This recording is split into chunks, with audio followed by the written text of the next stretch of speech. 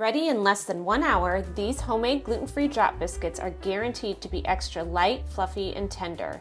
Rather than buttermilk, this recipe uses plain yogurt for a terrific texture.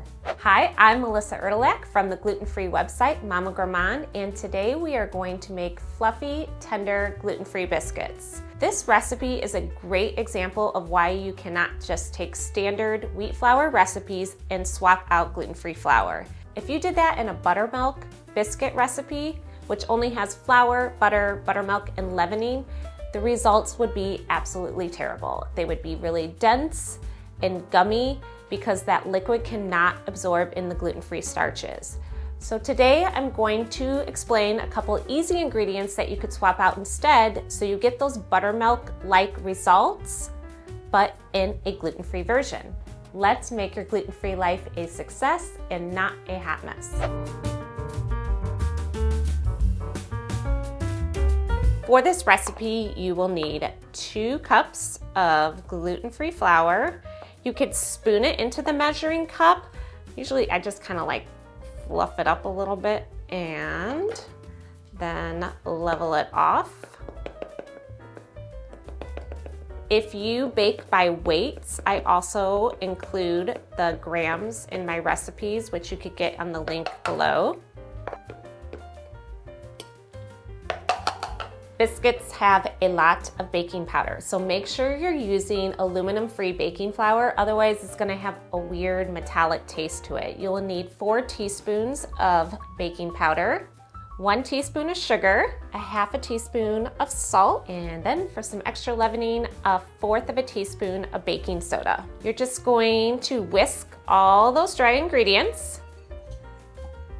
And now it's time to add the butter. For the butter, you need 3 tablespoons of chilled butter, and I go ahead and just chop it up in little pieces first so it's easier to blend into the flour. And then this little guy is called a pastry blender. If you do not have these, you can just use a fork, or sometimes I just use my fingers and kind of just knead it into the dough. And what you're going to do is just keep pressing it down and working the flour into the until until everything's just kind of evenly mixed. This takes a few minutes, and generally what happens is the butter will stick to here, and I just kind of bloop it off and start again.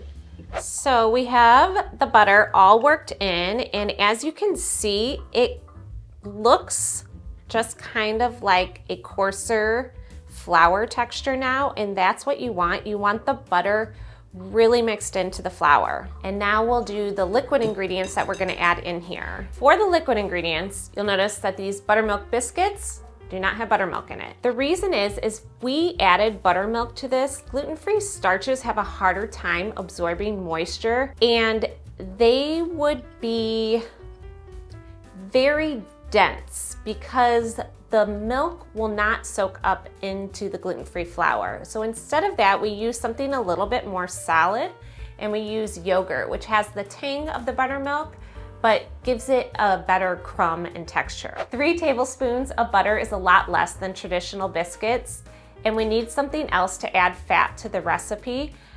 We're adding a couple tablespoons of oil. You can use any type of oil that you like. You can use vegetable oil, canola oil. People have very strong opinions about their oil. You can tell me about it in the comments. I'm using canola oil. And then also to replicate that buttermilk taste, we add a couple teaspoons of lemon juice.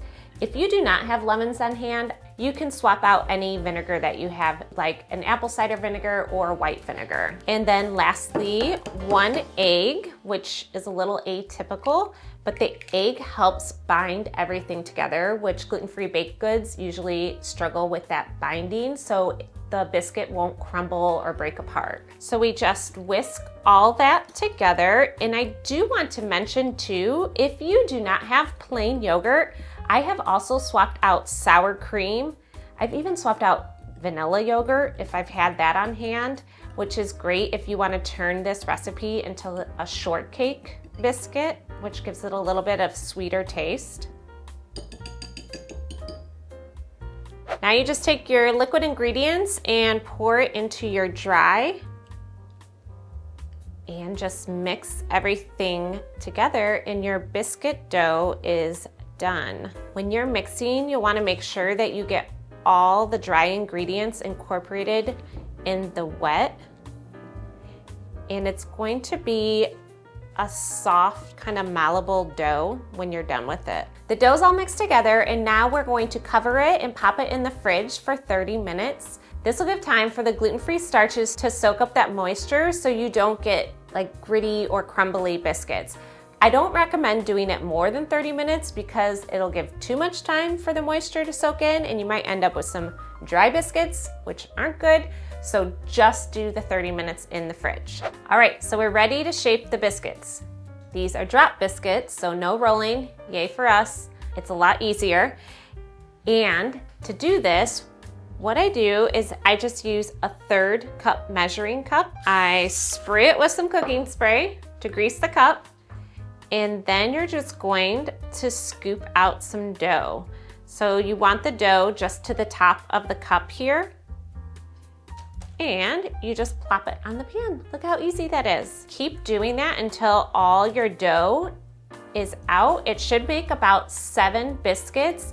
And if it's harder to release, then just go ahead and respray your cup. You'll also notice that I have 2 baking sheets stacked on top of each other with parchment over it. And the reason for that, biscuits bake at a really high oven temperature. You don't want the bottoms to burn before the tops are done. So stacking 2 sheets on top of each other just insulates the bottom and makes it so they cook evenly. The other trick with biscuits is when you are placing them on the baking sheet, put them close together. I like about 1 inch in between each biscuits, and it traps the steam in between them to make it more tender. So they kind of like help each other out. Once you have all the dough, just make sure that they're spaced about 1 inch apart. And then you're just going to pop them in the oven for 16 minutes. You're looking for the bottoms to be golden, but the tops to be set. All right, our biscuits are done. Look at how beautiful they are. They're so tall and fluffy.